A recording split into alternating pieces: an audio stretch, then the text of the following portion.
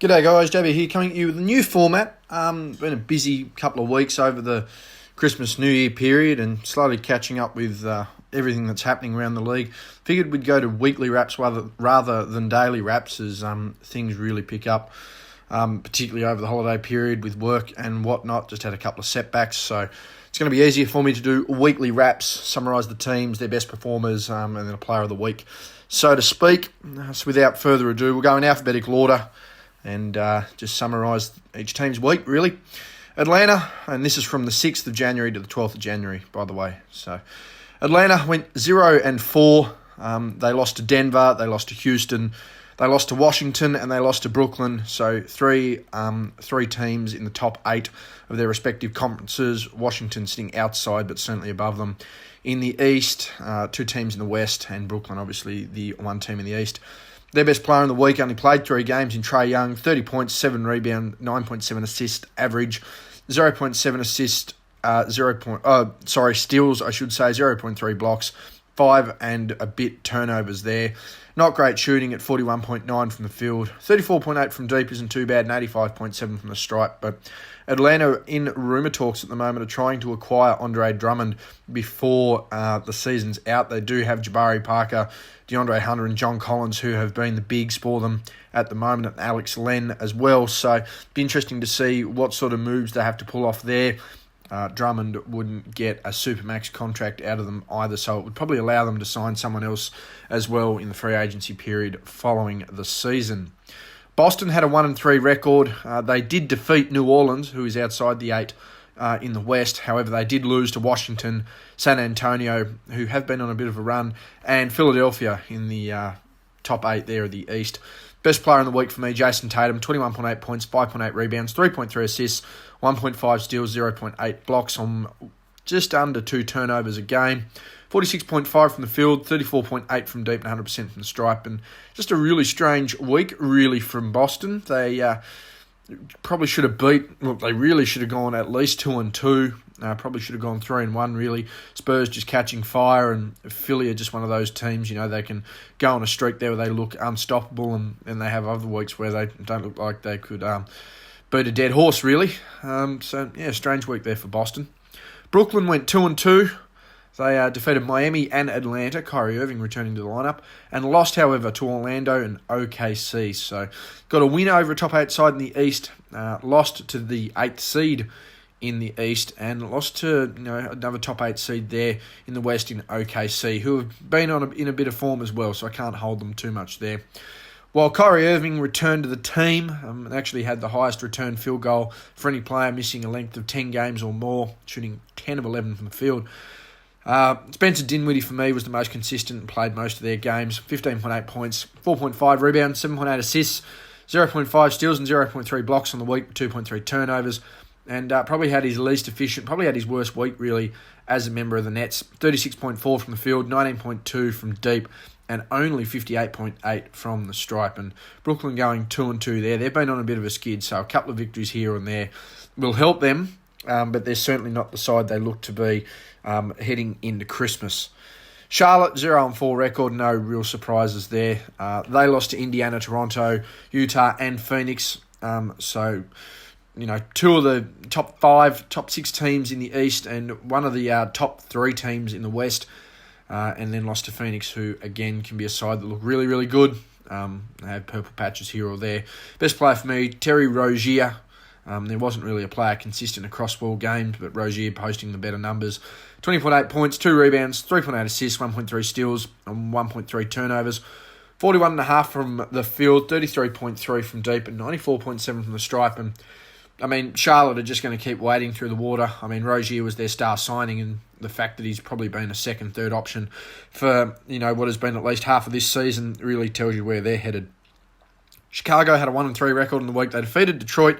However, they lost to Dallas, New Orleans, and Indiana. So all 3 teams that are, New Orleans probably about Chicago's equal, really. Levine and Ingram could be on that same level. New Orleans probably just better defensively. Well, in fact, I know they're better defensively. A loss to Dallas, no shock there, and a loss to Indiana, 2 of the top 8 teams in their respective conferences. Best player of the week, Zach LaVine, averaged 30 points, 5 rebounds, 5 assists, 1.8 steals and a block on 2.5 turnovers, 49.5 from deep, 49.5 from the field, 35.3 from deep, and 94.7 from the stripe. There's a lot of push there for Levine with his high point marks recently to be hitting the All-Star game. I don't know where he's meant to be there, but I wouldn't be shocked whether there's a couple of votes that slide in here or there. I think the record for Chicago is going to kill him, and the fact there's a lot of talent floating around in the top, in the top 8 of the East is certainly going to hurt him. And I mean, I've only got to see how deep the talent in the West has been for the better part of 20 years.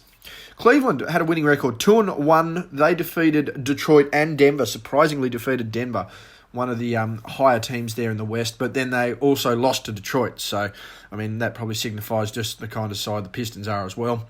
Kevin Love, consistently their best player, 22 points, 11 rebounds, 3 assists and a steal.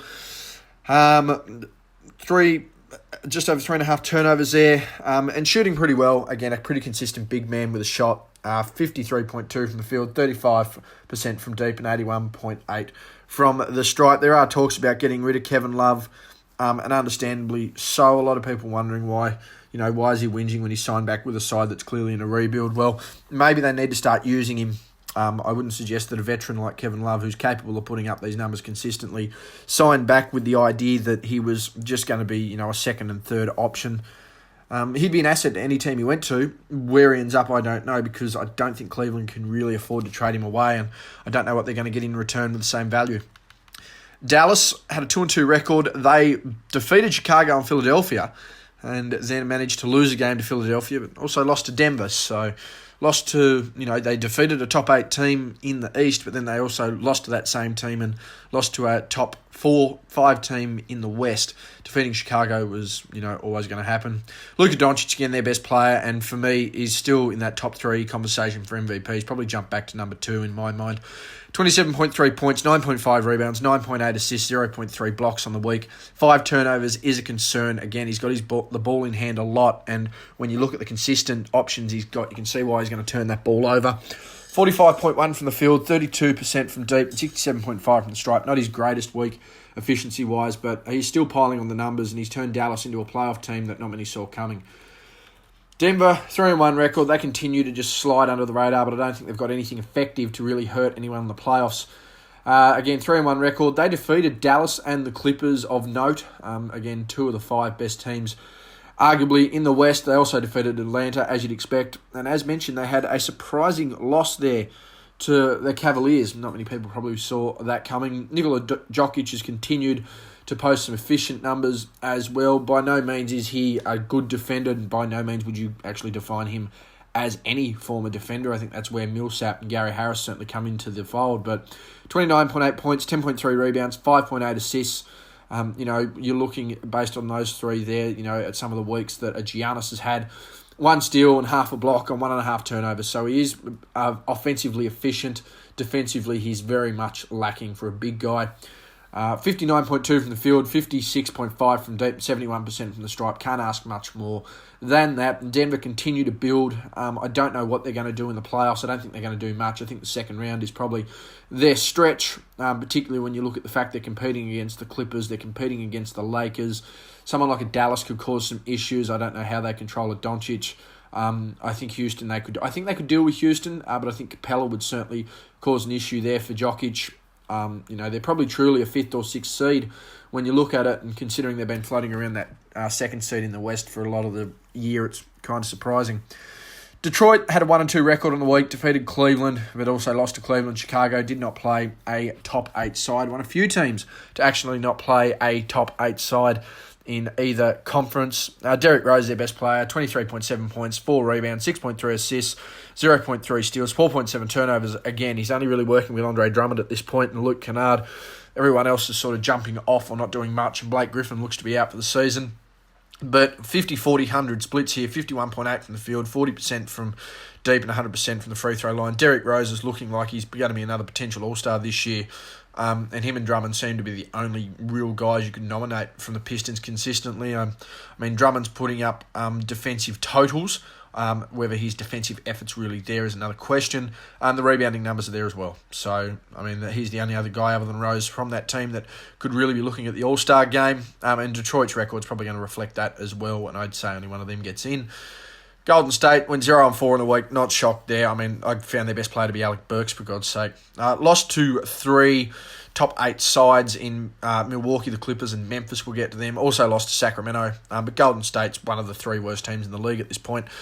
Alec Burks was their best player. 14.5 points, 6.3 rebounds, 3.8 assists, 0.5 blocks on 2 turnovers, and shot pathetically. Sorry to say, 26.9 from the field, 27.8 from deep, but did manage to get some work done from the stripe. And I mean, when you're shooting under 30% from the field, you better be getting something done from the stripe. 96.2 there.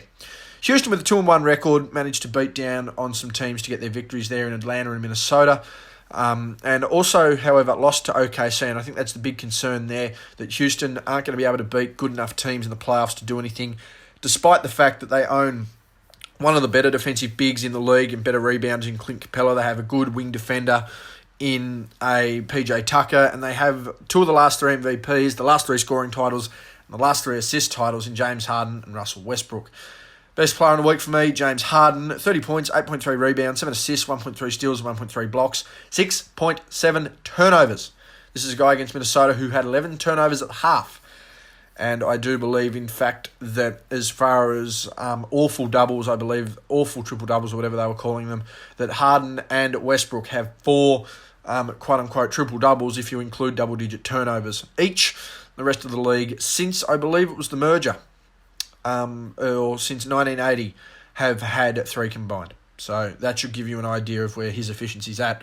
And again, you've only got to look at his performance from the field, 32.4 from the field in general, 30% from deep, 82.9 from the stripe. This is a guy for me that, you know, I can understand why he shoots 45%. Yeah, sure, but I'm not giving that a pass mark. This is a guy that should be at 48% from the field, should be shooting 40% from deep, should be shooting 90% from the free throw line. I mean, you know, if you're going to put those sort of points up, you need to be efficient. You're scoring. I mean, that's what wins you playoff basketball. That's why Houston haven't done much in recent years. Indiana had a 2-1 record. They defeated Charlotte and Chicago, but lost to Miami. And again, I think that's going to be interesting to see when Victor Oladipo comes back, how much that changes as well. Miami, one of the most underrated teams in the league, and certainly if they can continue to build Miami, that is, they'll be a serious championship contender in 2 to 3 years' time. TJ Warren, the best player in the week, 18.7 points, 4.7 rebounds, 2 assists, a steal and 3.3 blocks a game, 1.7 turnovers, reasonably efficient from the field at 54.5. Not so great from deep, 16.7 and 70% from the free throw line, but Warren just one of those players who's plugged away for the last couple of years. He's finally getting the recognition that he deserves as, you know, pretty much a second option there in Indiana behind Domantas Sabonis. And Malcolm Brogdon there doing some good facilitating. It's going to be, as I said, it's going to be very interesting to see just how they go when Victor Oladipo returns. And I think Indiana will continue to, you know, build and be a solid team there in the East. Clippers, a 1-1 record, only team to play 2 games this week. Defeated Golden State, as you'd expect, but then lost to Denver. So, you know, they probably don't cop as much criticism as they should, considering that they have Paul George, Kawhi Leonard, and probably the best bench players in the league.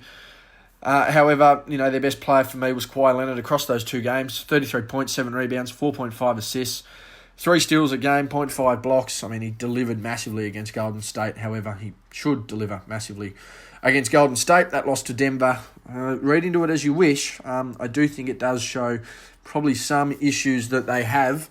And I think there's been a little bit of infighting with the Clippers as well. They're probably expecting to get a little bit more out of themselves than they have. However, you've only got to make the playoffs. 4 turnovers a game wasn't great. However, 52 from the field. You can expect that and accept that. 28.6 from deep. He is known to be about a 35-36% three-point shooter, Kawhi. Many people sleep on that. And 83.3 from the stripe is stock standard. The Lakers had a 3-0 record, defeated New York, Dallas, and OKC. So they managed to defeat 2 of the other 7 teams in the top 8 of the West, defeating New York as they should have. However, for the whole week, they actually didn't have LeBron and AD play in consecutive games, and seeing as they weren't actually in all the games, they had to go with a guy that was, and that was Kyle Kuzma, 26 points, 6.3 rebounds, 1 assist, 1 turnover. It's amazing what happens when you actually give a young developing talent a chance to score. Doesn't happen very often on LeBron-based teams, and he's just proven why he is an asset. Who cares what he said? I mean, he didn't say anything that was wrong. 52.6 from the field, 40% from deep, and 83.3 from the stripe. Kuzma had one of the better weeks of his young career so far. Plenty of talent around him as well, but it's good to see that there is definitely depth there, and considering they defeated OKC without both LeBron and AD, I think this Lakers team is probably a bit better than some assumed. Again, it's going to be a matter of how their superstars gel in the big moments as to how they're going to click in the West. Memphis with a 3-0 record. They're another team that didn't actually play a ranked team, a top 8 team in either conference. However, they have moved to the 8th seed in the West, and this young Memphis side is looking very, very good. I have a friend that is a big Memphis fan, and he said to me it's just going to be interesting and exciting to see the future and how they go. Honestly, didn't expect them to do much at all. In fact, I thought they were the overwhelming favourites to probably finish dead last in the West. However, they're sitting in the 8th seed, and I mean, their young players are pretty confident and wanting to take the challenge of everyone that's coming ahead of them. They defeated Minnesota, San Antonio, and Golden State, and I actually believe that defeat of San Antonio cost the Spurs in their own run of getting into the 8th seed by the end of this week. Ja Morant, their best player, 19.3 points, 6 rebounds, 10 assists.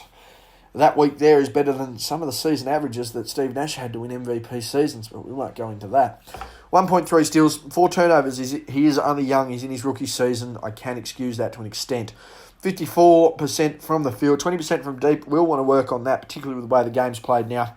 75% from the stripe. He's been a major catalyst in Memphis's run of the last couple of weeks, actually. And their run pretty much since just before Christmas to now has been pretty phenomenal. One of the more formed teams in the league. Miami with a 1-2 record. They defeated Indiana, the top 8 team in the East. Lost to another top 8 team in Brooklyn, and also lost to New York. And that's one that Jimmy Butler will be biting at the bit to avenge very, very soon. Best player for me, Bam Adebayo. Some different websites have had Bam highly ranked in their MVP argument. I think he's one of the most underrated players there in Miami. But do I think he's a real MVP candidate? Not really. That, to me, has to go to Butler. 18.3 points, 7 rebounds, 5.3 assists, 0.7 steals, and 0.7 blocks, with 2 turnovers, shooting over 74% from the field on the week, but also 81% from the stripe. Miami with a subpar performance by their standards. However, they are sitting second in the East, so it's very hard to criticise a team getting the job done. Milwaukee with a 3-1 record continue to sit top the East, however, did not play a seeded team at all during this week. They defeated Golden State, Sacramento, and Portland, however, lost to an on-fire San Antonio. And Giannis Antetokounmpo, to me, continues to show why he's the MVP of the league. 24.8 points, 13 rebounds, 5.8 assists. His defensive numbers down in recent weeks. Did see a number there floating around the last few weeks, or certainly the last week, that Giannis is actually probably the best rim protector statistically on, I think it was a minimum 100 shots attempted against. He's the best rim protector in the league at the moment, field goal percentage-wise. So 1.3 steals and 0.3 blocks is certainly out of character for him. Light on the turnovers, which is good to see at 2.8, 49.3 from the field. Can't excuse a 7-footer not shooting 50%. 22.2% from deep is probably his worst all season, to be honest with you. And 65.6 from the stripe. He's going to need to get some more form, not only out of his jump shot, but certainly out of his free throw stroke, if he is to get a little further in the playoffs. Because come crunch time, if he's getting to the line, he's got to start making those shots. Minnesota, a 1-2 record, and what a deplorable month this squad has had. Went from being, a top 4, top 5 in the West to just exactly where everyone expected them to be, really. While they defeated Portland, they lost to Memphis and Houston, 2 of the 8 teams seeded in the West. So that should really give you an idea of how they'd compete in the playoffs. I mean, they can't really beat anyone in their own conference, let alone anyone in the opposition. Best player for me was Jarrett Culver, surprisingly. 17 points, 6.3 rebounds, 2.3 assists. He's been a consistent hand for them this year, but not a player that can be or should be relied upon, mind you, with some of the players they have in their squad. The likes of a Wiggins, a Karl Anthony Towns, and a Jeff Teague should be taking control there. 0.7 steals, 0.3 blocks on 3 turnovers. Had pretty good shooting, though, 52.6 from the field and 50% from deep. 71.4 from the stripe. And again, it's indicative of how Minnesota's playing that Jarrett Culver is probably their best player in the league. New Orleans, a 2-2 record. They're slowly building.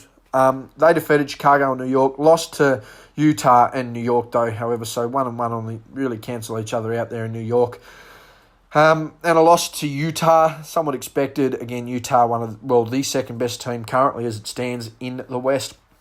Brandon Ingram continues his breakout year and is certainly in line for most improved honours, as I've mentioned most of the season. 27 points, 6.3 rebounds, 7.5 assists, 0.8 steals, 1 block on 4 turnovers. He's going to want to improve, though, from the field a bit, 43.6%. I have compared him at times to a prime Carmelo Anthony. He's going to need to lift that a little bit, though. I don't literally want him to be a prime Carmelo. I'm bouncing out of the second round and shooting, sub 45% games. 44.1 from deep's pretty good, and so is 89.3 from the stripe. They're numbers that Melo could only dream of. New York, 1-3 record. They defeated Miami, a big scalp there for them. However, they lost to the Lakers and Utah, the two best teams in the West. And lost to New Orleans. Again, New York, one of the most underwhelming teams. And another team that's wanting to get Andre Drummond. Why they want another big man, I don't know. Who they get rid of, I don't know. RJ Barrett, he's performed pretty well the last few weeks. He's been a bit of a catalyst there for New York, trying to do his thing. And one of the leading hands for Rookie of the Year, 17 points, 5.3 rebounds, 1.3 assists, 1.3 steals on 2.3 turnovers. Shot 44.4 from the field. 20% from deep, 75% from the stripe, and there's really not much more else to say. OKC, 2-2 record there, above 500 considerably at this point, and looked like they were going to be a team going to blow up by the trade deadline and really head towards the lottery in the back half of the season, but they're going to be pushing towards the playoffs here with some real intent. They defeated Brooklyn and Houston, 2 top 8 teams, and also lost to Philadelphia and the Lakers. So, 50-50 there, 2 top 8 teams. But I think it showed the progression that they've got. They're really getting a lot out of their team. Shai Gilgeous-Alexander has been a catalyst in that as well. 20 points, 6 rebounds, 1.8 assists on 1 steal and 0.3 blocks. Only 1.3 turnovers, so pretty efficient there. He's doing his job as well. 47.6 from the field, pretty good there. However, 15.4 from deep lets him down. You think if they hit a couple more shots from outside, particularly from him, that you could be looking at a 3-1 record there. 85.7 from the stripe, I can't fault that.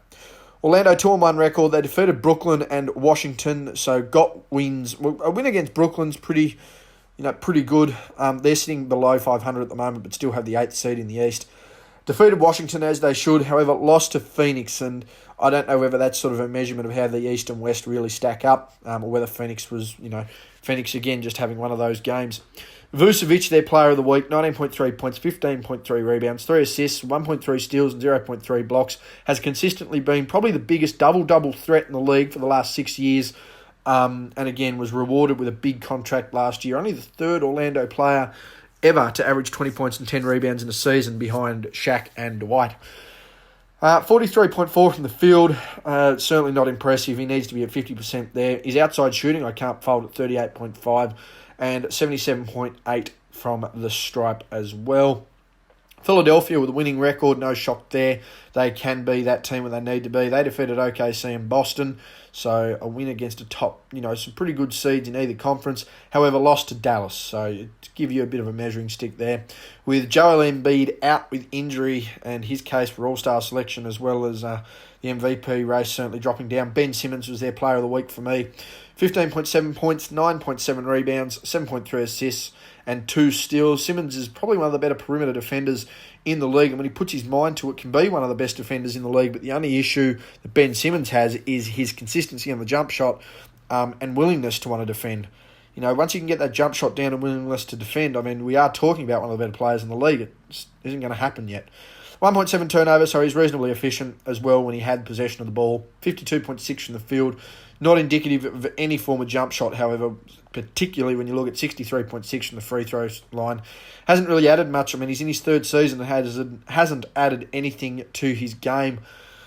So it's going to be interesting to see just where he goes. He's signed this massive contract, so you're going to suggest that he's locked into Philadelphia for a while and won't be moving very far. It's just going to be interesting to see what they do with him, really.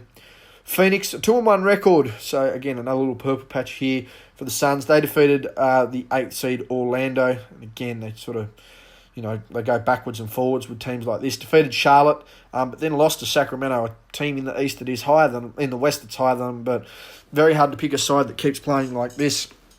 Devin Booker was their most consistent player across the week, which isn't to suggest that any of them were consistent. 23.3 points, 3.7 rebounds, 7 assists, 1.7 steals and 0.3 blocks. 4 turnovers. So probably one of the off weeks really for Booker, for a guy who was consistently to start this season and has floated on since at around that 50, 40, 90 mark. Could pull it out for the rest of the season, but his 3-point shooting's going to need to jump a bit. 45.8 from the field didn't help his case either. on the week. 35 from deep. I can accept that from a guy like Devin Booker who can work the mid-range and get the offense he wants. 95% from the free throw line. I mean, it's good to see that Phoenix are trying to get some help around him, but good Lord, he needs to hurry up and get out of there soon if they don't start to lift. Portland with a 1-2 record. Defeated Toronto, last year's NBA champions. I mean, a somewhat different looking side and an inconsistent side with injury over the past month or so, but, probably a credible win you'd have to give it to Portland. Then they lose to Minnesota, who couldn't beat a dead horse. They lose to Milwaukee, who are at the moment the number one ranked team in the entire competition. Damian Lillard, their best player on the week, which is saying a lot because he's been very underwhelming this season. 22 points, 3.7 rebounds, 7.3 assists, 0.7 blocks on 2.3 turnovers.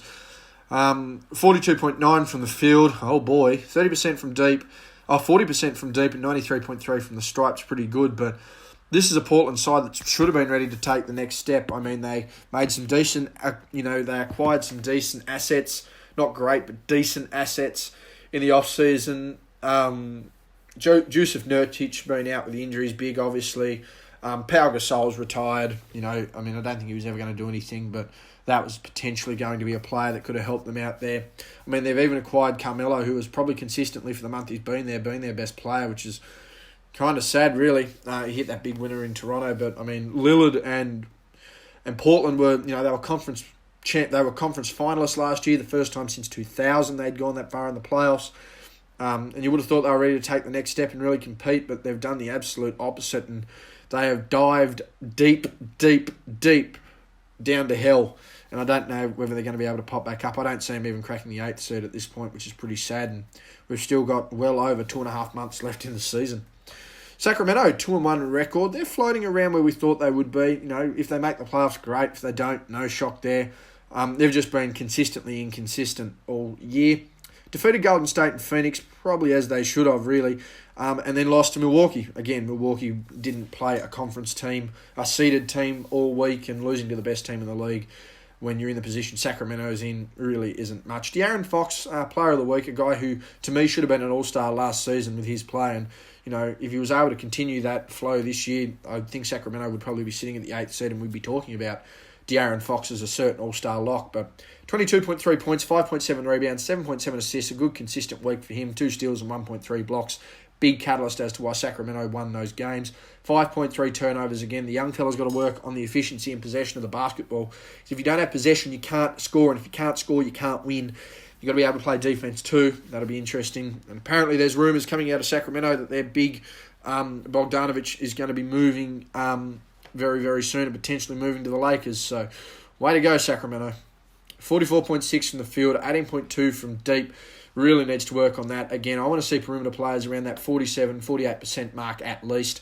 And I'd like to see the way they shoot the ball now, 35% from deep. I don't think it's too much.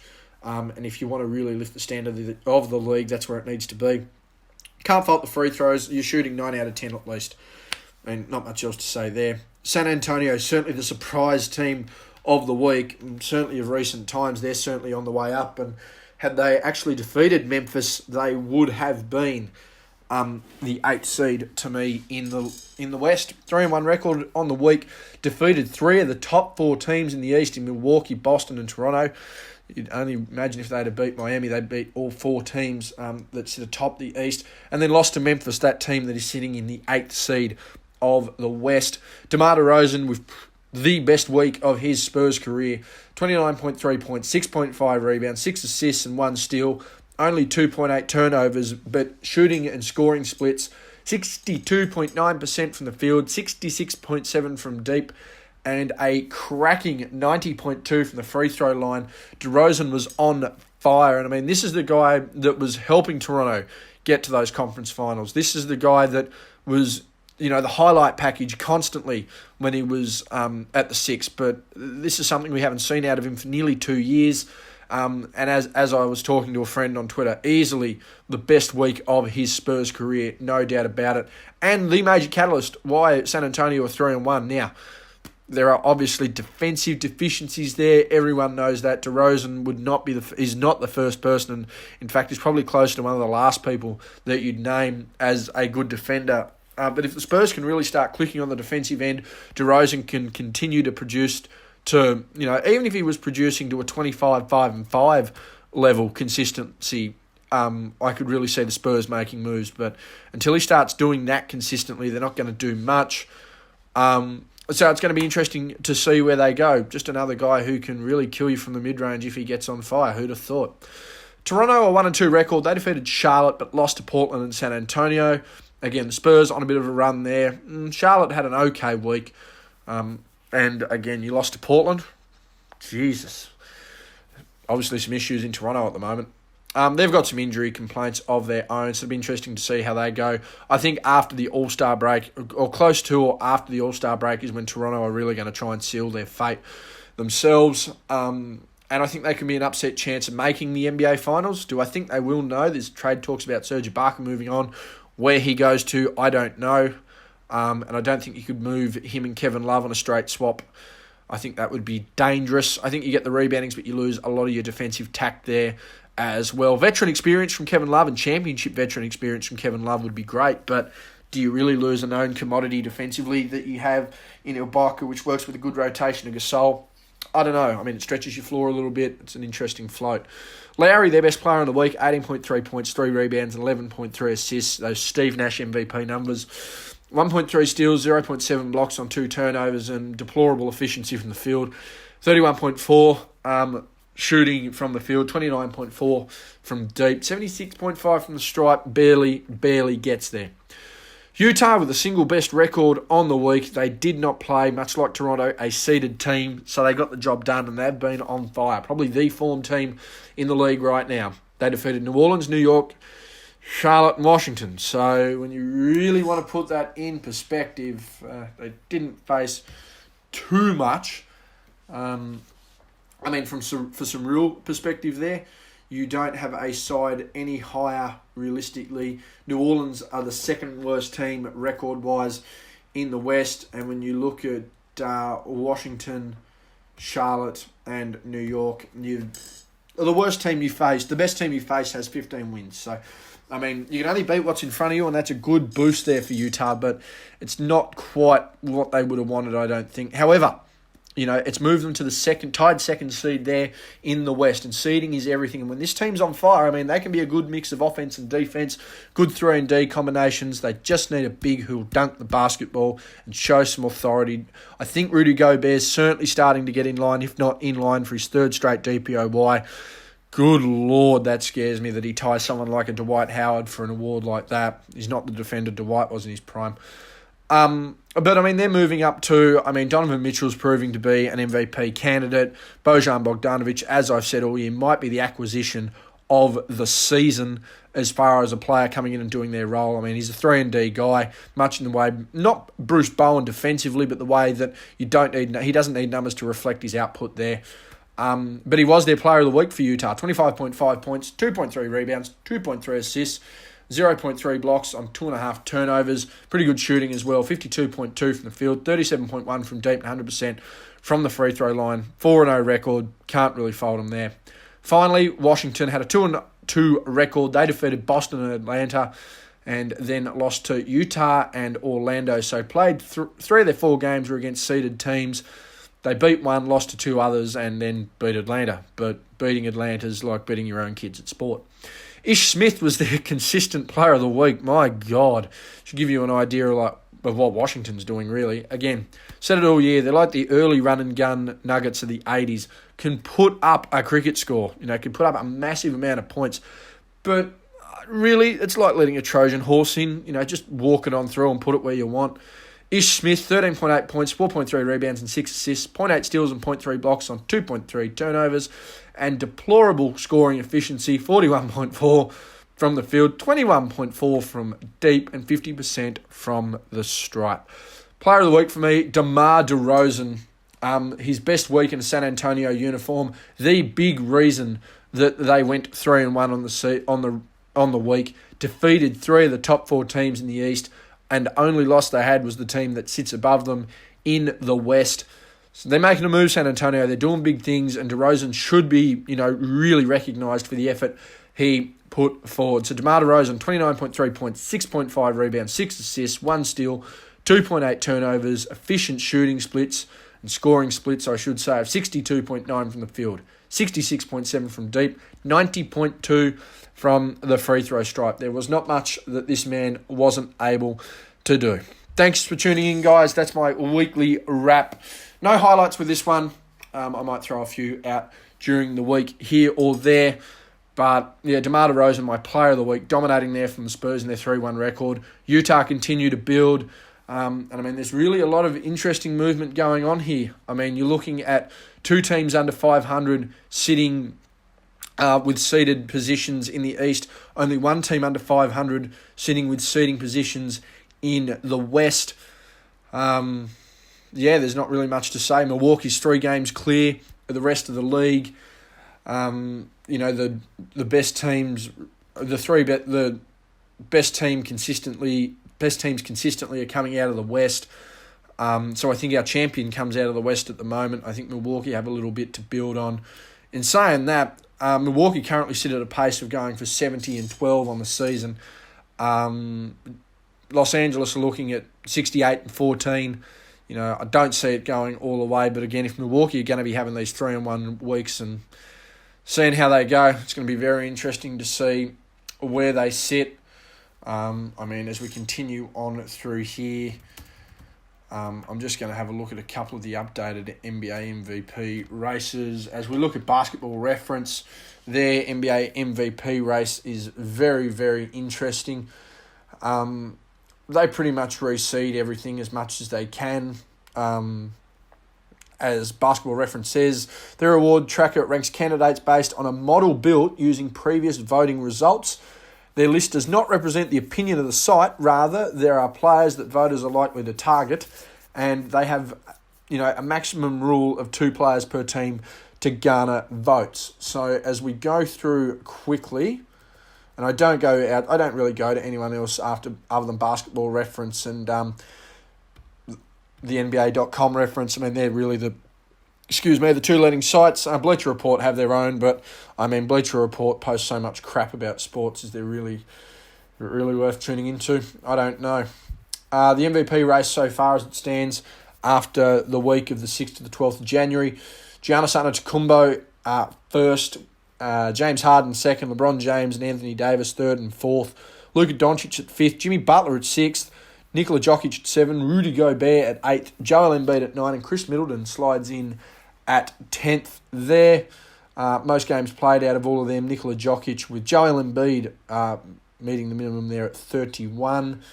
Probability ranks there, Giannis at 37.3, Harden at 29.5, LeBron at 14.3. They're the only double-digit points. Whereas there, as we look at the MVP race here, as of January 10th, according to NBA.com, Giannis Antetokounmpo at number 1, LeBron James at number 2, Luka Doncic at number 3, James Harden at number 4, Jimmy Butler at number 5.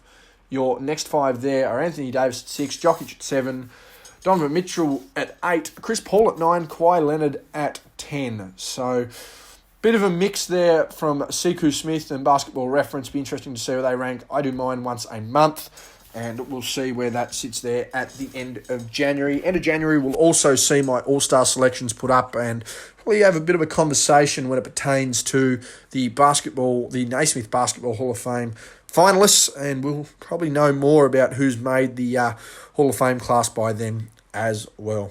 Anyway, guys, thanks for tuning in, listening to my dribble. As always, hit like on the Facebook page, JB's NBA. Subscribe to my YouTube channel, Justin Bryan, and follow me on Twitter, Justin_G_Bryan. That's been me for the week of January 6th to January 12th, 2019. Player of the week, DeMar DeRozan, helping San Antonio to a 3-1 record on the week. That's been me, guys. I'm out.